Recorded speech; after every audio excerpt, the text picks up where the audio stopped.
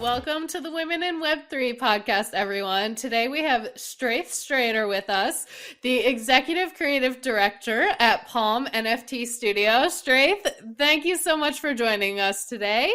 Tell us a little bit about, who you are, what you do. Give us your background, your details. Let's go. Cool. Thank you so much for inviting me over here today. So my name is Straith. I am the head of creative at Palm NFT Studio. Palm, if you're not familiar with it, is a tech platform and it's a Web3 production studio. Really, our focus is around building deep fan communities in partnership with some of the world's leading creators. And that includes artists like Damien Hirst, studios like Warner Brothers, labels like UMG, and publishers like DC. As a team, our practice truly runs the spectrum of Web3 production. We have team members who are engineers and developers, analysts, generative artists, 2D and 3D artists, story world creators and writers, and platform strategists. And together, we've really built some of the largest and most engaged communities in Web3 on the Palm network. I've been at Palm for about a year and a half. It feels like maybe 10 million years have passed as well. But prior to joining Palm, I was the executive creative director at VICE, where I oversaw the team's commercial and creative production across documentary and written and experiential content. I've worked on Mozilla's internet health platform. I produced a podcast called IRL that really kind of dug into the space between like our online and our offline identities. And way before all that, I led creative initiatives at BitTorrent, working directly with artists like Tom York and labels like Selection to really kind of like build and interrogate new models for storytelling and for artist remuneration, which I guess is kind of what brought me here into Web3 too. That's amazing. That's what I wanted to ask. With that awesome, incredible, varied background, I'm very curious about the IRL podcast. Is that still in existence? Are you still keeping it going?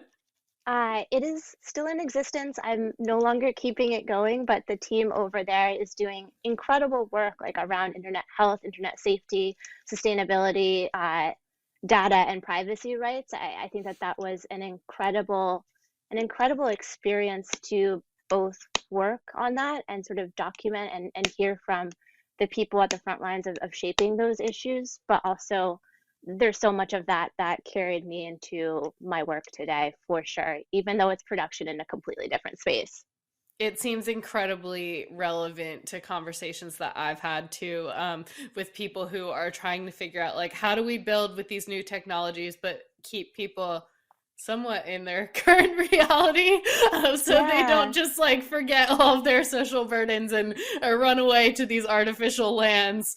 So that's really cool. But what excited you most about Web3 and making the decision to go? It was from Vice to Palm, correct? Yeah, I mean, I think like even before that, like I started at BitTorrent about 8 years ago. And that again makes me feel like a million years old too. But decentralization, I think, is one of the key issues and one of the imperatives of our time. Like I've worked in tech, like I've worked in agencies, I've worked in traditional publishing. Like for me, there's a through line that's about looking at like what we can do to sustain and to truly nurture a resilient creative culture. And sometimes that means looking at how you can like build a platform for outside voices and for people who are historically marginalized by the media. And that's what led me to Vice. And sometimes that means being able to work with people and IP and fan communities to look at what the future of storytelling could mean. And in many ways, that's what brought me to Palm. I I wish that like some of the issues that like I set out to grapple with and address like in my younger career like had been resolved, but no, like I think if you look at the landscape of Web 2, it's evolved so quickly, and yet it's still really really broken for artists and for fans and for creators. And I think about like how you as an advertiser have to chase fans across platforms that you don't own, and you have to rely on third parties for data. uh, it's not sustainable, and it's not great for fans too if you think about all the time and the money that you're putting into sort of fostering that relationship as a fan. Like you can't access an in-world experience in Web 2. You can't get rewarded in the same way for your support. You can like something online from a brand that you follow, but you can't own it. I think like when we sort of like look at what we want to build at Palm, if you have a community, if you have a passionate fan base, you should be able to connect with them. You should have a better way to connect with them. And that's what we're trying to build. And that speaks to our mission. I think broadly that speaks to what's possible with Web3 and what can be enabled in this space. I love the points that you mentioned about how Palm is kind of building the better version of the internet with a lot that Web 2 lacks for artists and creators. Do you think, having been in the publishing industry at VICE and seeing it from BitTorrent 8 years ago, do you think the technology and the innovation just kind of outpaced people being able to implement those things? And how do you see that in Web3? Things move, I feel like, at the speed of lightning. Do you think that might happen again, or no, because people like yourself and Palm are really like leading and building with the creators and the artists in mind from the get-go? Yeah, I think that's interesting in some ways from the outset, right? This is an action and this is a world that we need to build hand in hand, not only with IP, but with a community that aggregates around it. I think in a more abstract way, there's a piece of where I've come from that feels really resonant in terms of where I believe and where I hope Web3 will be going. And that's around like listening, and that's around generosity. Like we started this the discussion about like working on podcasts. Like we're on a podcast right now, like being able to listen to people, being able to think about with people, not so much as like, what can I make? Like how much value can I accrue? But like instead, like what can I give? That feels really, really important. And that feels like that's when we start clicking with projects, and that's when we start clicking with collections that we're building with people.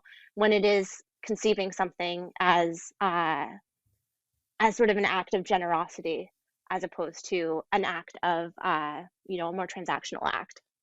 It reminds me of my brother-in-law. He has this plaque that he gave me.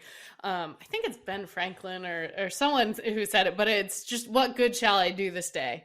So it's kind of, if we can approach Web3 asking that question every day, it'll be great. I know there's a lot of people that have yet to ask that question.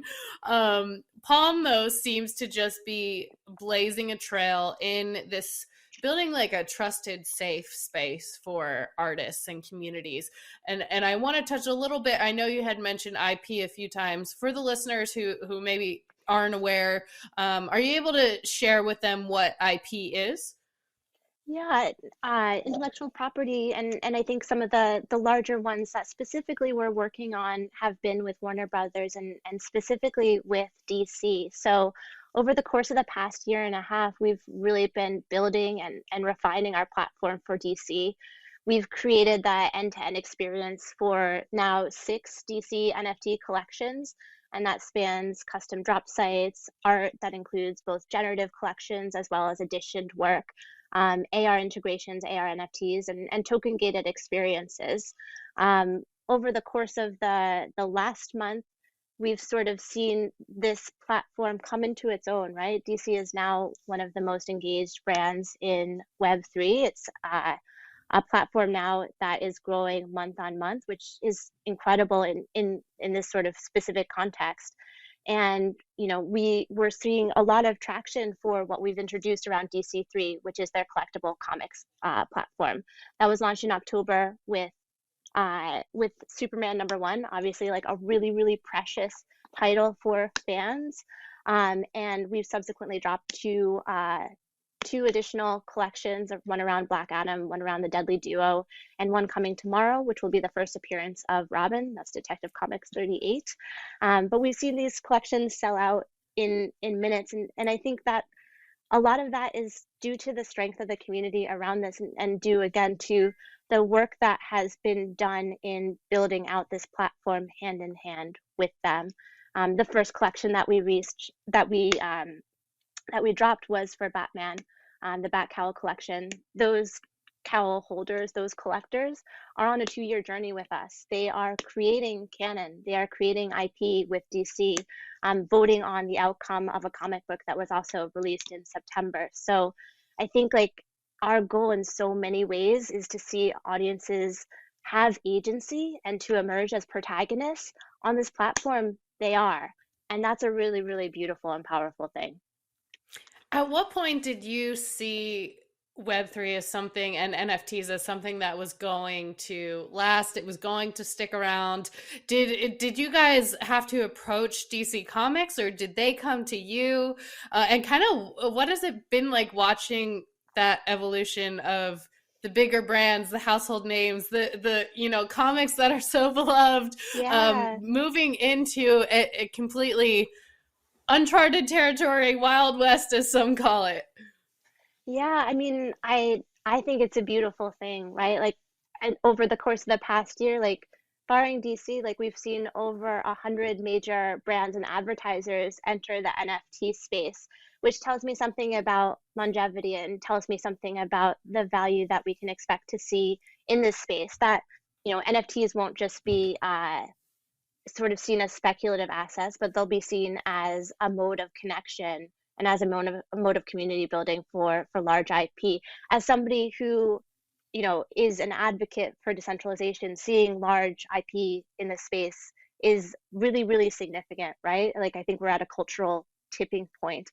I think of one thing that's happened like in the past, well, let's say the past 2 months that has stuck with me is around one of the first projects that we released, which was with Damien Hirst, the currency. They just completed their burn, and to me, it's remarkable. If you're not familiar with the project, it was presented to collectors as a choice, right? Like keep the NFT or keep the physical. Like you can't keep both. And the fact that half of people are keeping the NFT tells me that there is a lot of faith and optimism and reality in a world of digital ownership, in a way that is mainstreaming quite quickly. So it was split pretty much 50-50. Yeah, Wow. And what did they keep as physical? Was it a art piece? it was a painting. Yeah, you could own a Damien Hirst painting or you could own a Damien Hirst NFT. And to see a 50-50 split on that, I think is like fascinating and Yeah. like a really, really good bellwether for where we're going. Absolutely.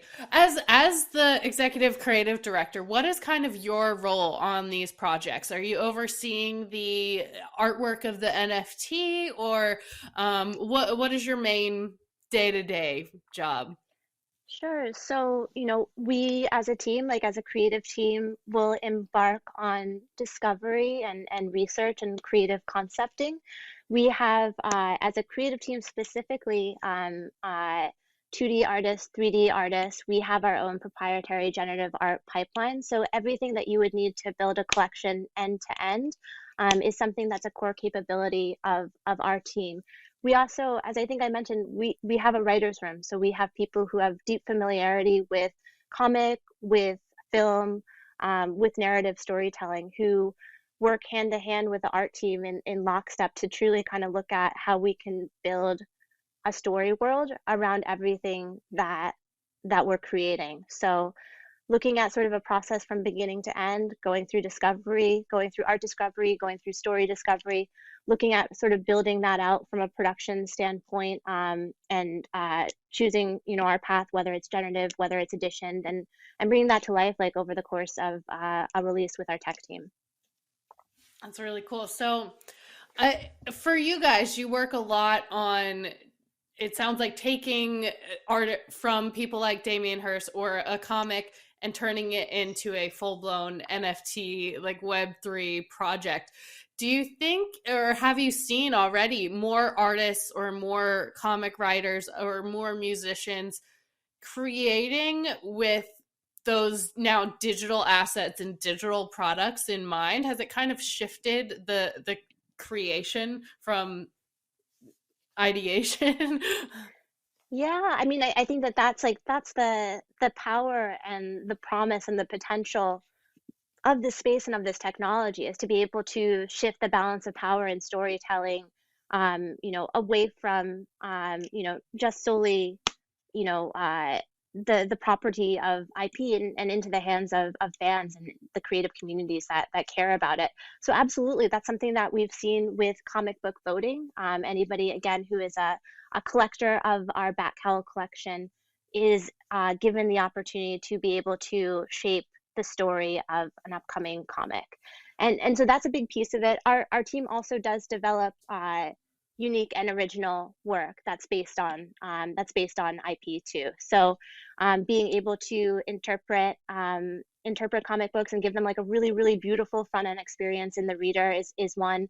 And then being able to create our own collections that extend IP and extend sort of legacy story worlds into this space is another key component too. Obviously, there's no either or. It's more about sort of what is the key objective for the partner in this space and what will bring together their sort of vision in the way that's most compelling to this audience.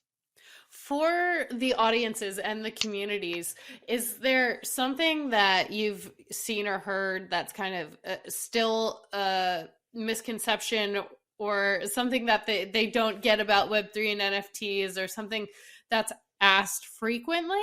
Or do they kind of understand it? Like, I know people always write their own endings to whether it's a show or a comic on places like Reddit. So do they kind of get what you guys are doing here, or is there any like major trends or themes that have been a big just learning point for people?